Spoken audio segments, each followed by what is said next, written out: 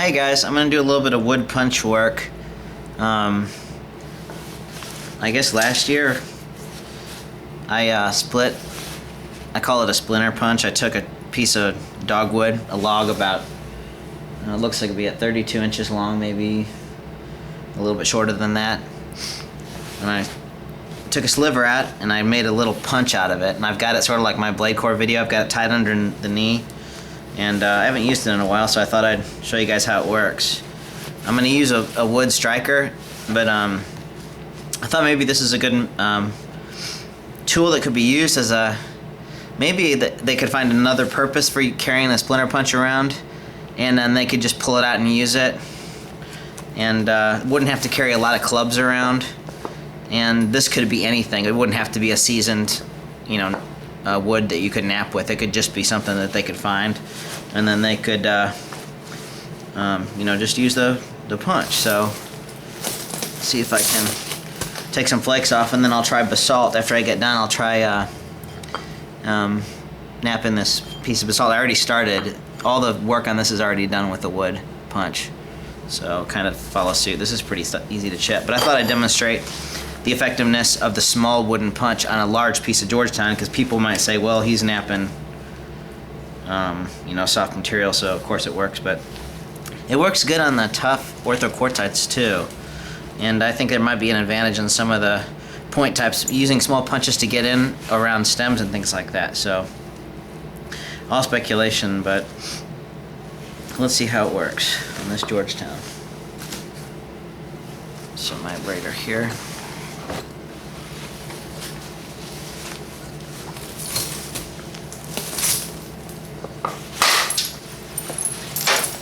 I might have to get some more padded support.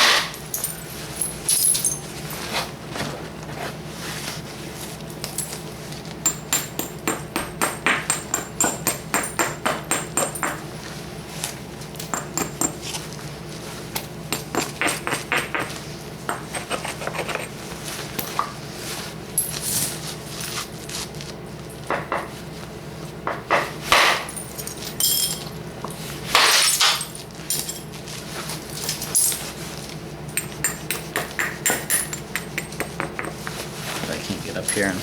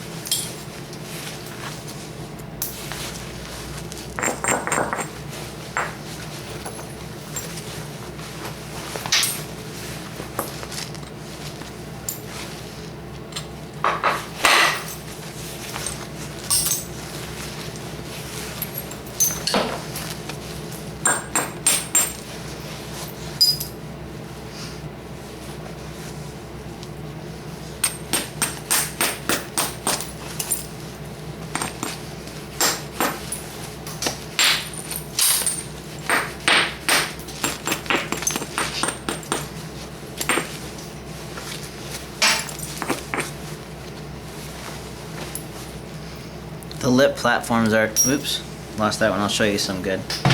One thing about this is that you can examine the waste material from using wood hammers and unmistakably say 100% sure that it was made with a wood billet and or something of that hardness. I guess there's synthetics that might do that, but in the natural world, wood is the only thing I can think of that would do that. Although freeze crack might be able to do something like that with a pool cue.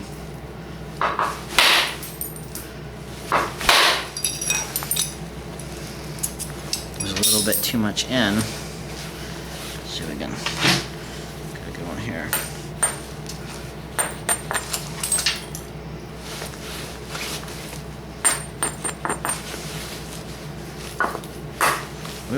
Sometimes you gotta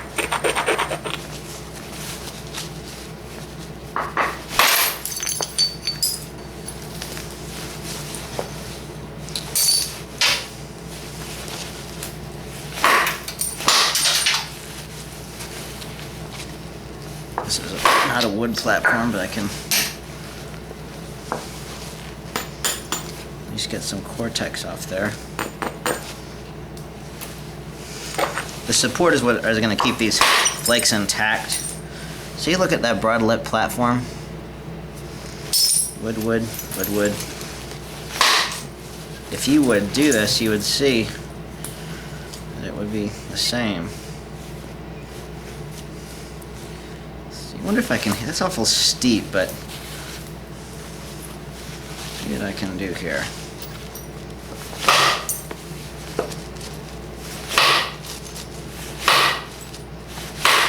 Yeah. I just kind of wanted to see what would happen. Kind of what I figured. Maybe when I got that, I can.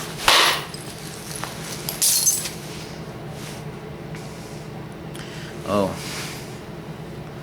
I've got a little line here. Oh, man, let's turn this corner and then we'll. Oops. Maybe we can. Let me get up here.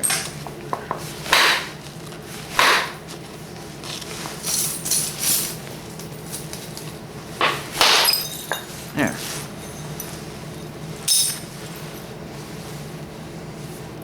Now maybe we can, since I have that same little seam here, maybe I can, although I don't want to lose length there, because I was going to almost trim this down to come back here, but I don't think I want to do that. I think I need to try blade chords. This is sort of looking like the edge on this.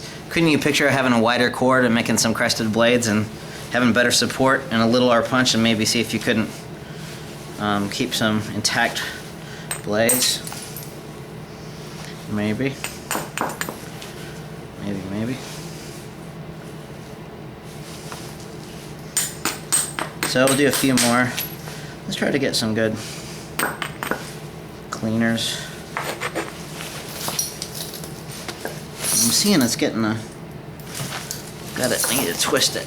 I usually have this back set up on something, on a cushion, and there we go. Got it on a crate now.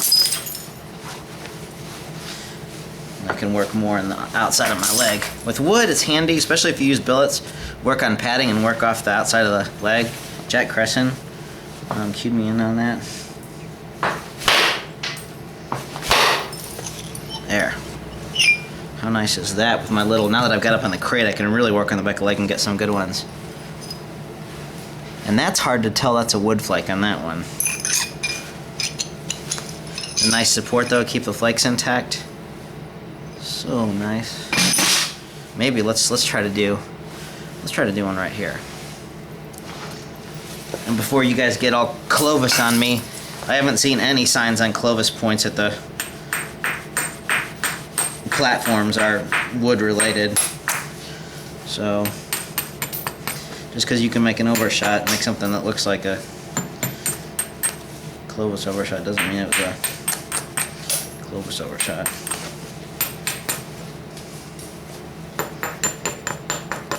I wanted to try the wood though on some of the western stem stuff. Maybe they were doing some wood on some of that. Something sounds. I had a little flake that didn't. Oh, it's my hammerstone. Feedback error. Error. Can you see it? Right there. It's really aggravated. Nothing more aggravating than hitting something and not knowing if it's your tool or your rock. So I like to get in there and get rid of it. Where is it there? Get that. Now it'll sound normal. Yeah. So, this is a pretty aggressive platform. It's ground for wood. It's got some good support on here. See how low and lean that is, but it ought to hold together if I can find a good spot on my punch, and we'll get a good padding. Get a good padding underneath there. Get our punch in the right spot. Get up on our back end up on something, and I need to make a little pillow. All right, ready?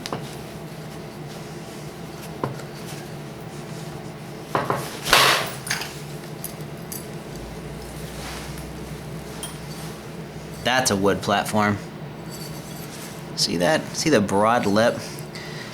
This is how I tell the difference between antler platforms and wood platforms. On lip flakes, if you look at the platform and there's a high spot there, that high spot will make the flake harder to release for antler. And so you'll see, if you see a line, a vertical line, let's say the platform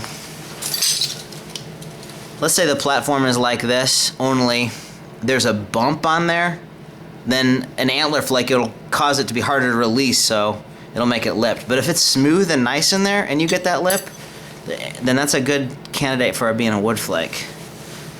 Look how nice that is. Yeah, this is definitely... What's nice about the wood is that you don't get bending. The forces are gradual, so you get nice intact flakes. So I need to work with this more, and I've been meaning to do a bunch and then email Jack Crescent and share it with him, and another one of those things I haven't done. I get into something for months and I can't sleep hardly. I get really OCD about some of this stuff, and then I just kind of, do too much. I need to explain it all to you, but I sort of go in fits and bursts with this stuff, and I need to get back into this because I'm feeling it. Where's my hammerstone? Anyhow, let's try the basalt. Where's my hammerstone? Where am I at right now? 12 minutes, golly. Oh, here. So, let's see what we can do here.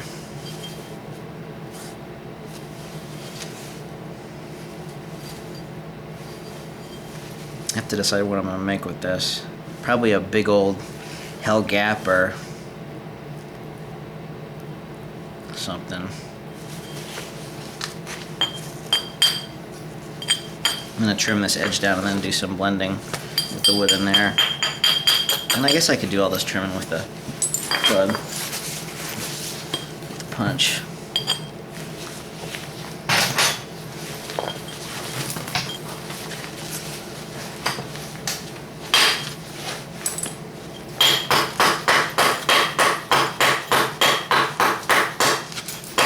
When I set up my basalt knapping factory in Tijuana, that's what it's going to sound like.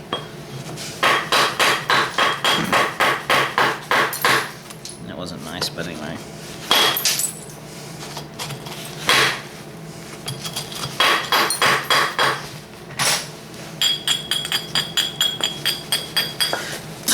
I'm not breaking my rules on my not wearing my mask.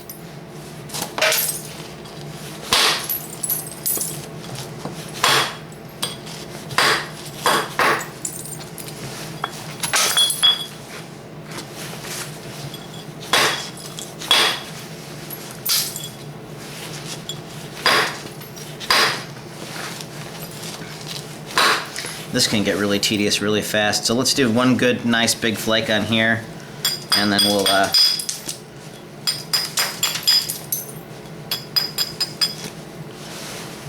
that's got a little saddle in it. I don't know if that'll carry. Let me try to raise it up a little.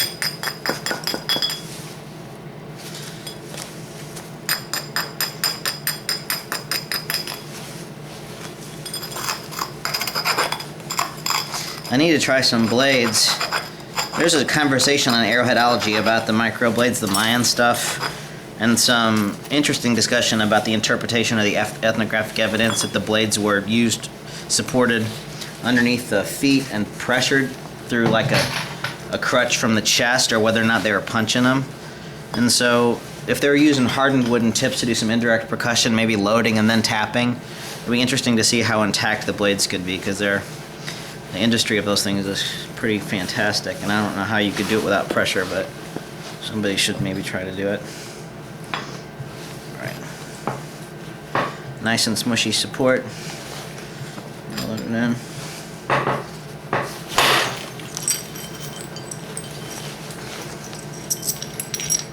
So let's see what my platform looks like. Pretty broad platform. Flake broke, but went out to pinched off the support or it would have rolled it pretty good. So anyhow, on this material, a guy could get pretty thin.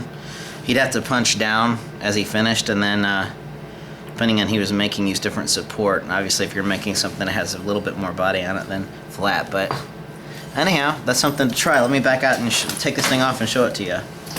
So it's a dogwood, seasoned piece of dogwood, and it was just split off. It's tied underneath my leg with a little leather strap. It is. See how long it is? This is the working end. It's wearing a little groove that needs to be dressed up. See the little mouth on there?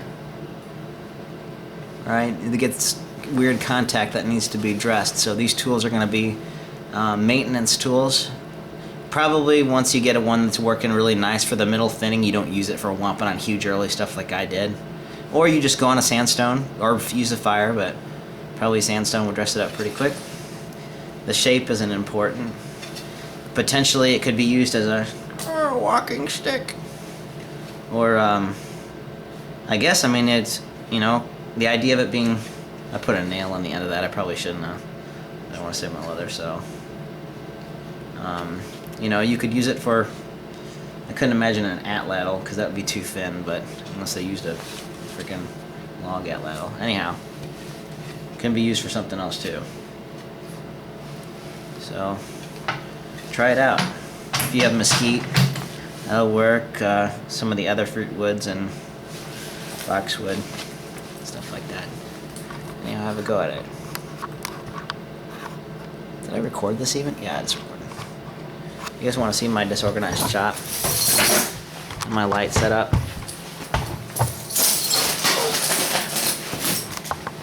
There's my kiln loaded with stuff. I've got a little chipping pile and my little rigged light on a piece of trim hanging above. And I've got some kinds of rocks. The barrel is filled with heat-treated high-reach bifaces, and I don't want to show you guys because it'll be like bragging. It's like better than gold. So, actually I can show you some stuff inside. I've got some little bit of bifaces. Look at this axe that my friend Mark Wart made me. And a chisel too. I've got that's his Clovis. I gotta make him another Western Clovis still, but he's got a YouTube channel. I'll put a link to in the description. This is oh, check out that antique wood carving my Uncle Vin did.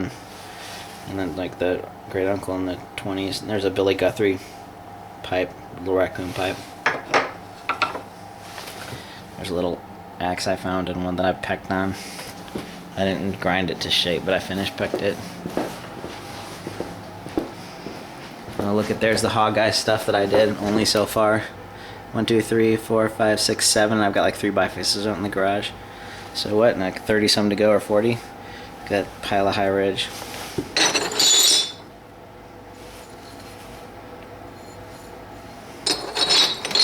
And some more goodies. Some I redid my fireplace. I've got some. The color frame. Snyder's is new and the Morse is new. That I did a video of. It's all Hammerstone. And then I went inside and looked on the computer and it was out of frame, so I didn't upload it. It's a Morse is, or North is new. What else? Anyway. And a lot of this stuff is older. This is the. See, where is it? Oh yeah, that's the Clovis from the first Clovis video.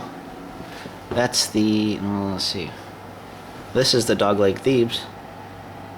I didn't show notching it on video, but the finished Hammerstone.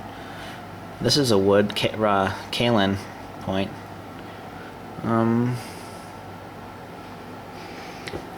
That's a copy of a crazy paleo point that a guy found in Texas and made a copy of. Harvester Thieves is kind of new. Anyway, that's new. That banner stone is not, I didn't make, but it's pretty cool. Retired anvil stone, and a couple coins I found. 1852 half dime, found looking for arrowheads, and a 1918 Liberty head dime, found looking for arrowheads. Anyway, there's a little Andice eccentric. It's not bad. It's a copy of that one I did with copper, but the list of that, nobody liked it, so I just put it in my frame. Check out this flint knapping. This video is getting crazy. Look at the flint knapping bag that my buddy Bill Beekman made me. He stamped and burned and sewed and put some of my arrowheads on it. Look at how awesome it is. Look at all the little pockets. The guy's a true artist. He did use a copper for the frame, but I consider that traditional. And he did, look, Marty, may the flake be with you. That's pretty cool. Anyway, I don't have that in the garage. That's my dress case. Why am I going in here? I don't know. I got some Doug Barton prints. I've got a Don Crouch in the bedroom. He does some a big moose and then Mesa Verde. Anyway, I was coming to do something. Oh, check this out. This is a Mark Nation Clovis point. I think this is the nice Clovis he ever made. I had a knife forever. He antler punched it like I do on the anvil. I don't think I have a nicer Clovis in the house right now.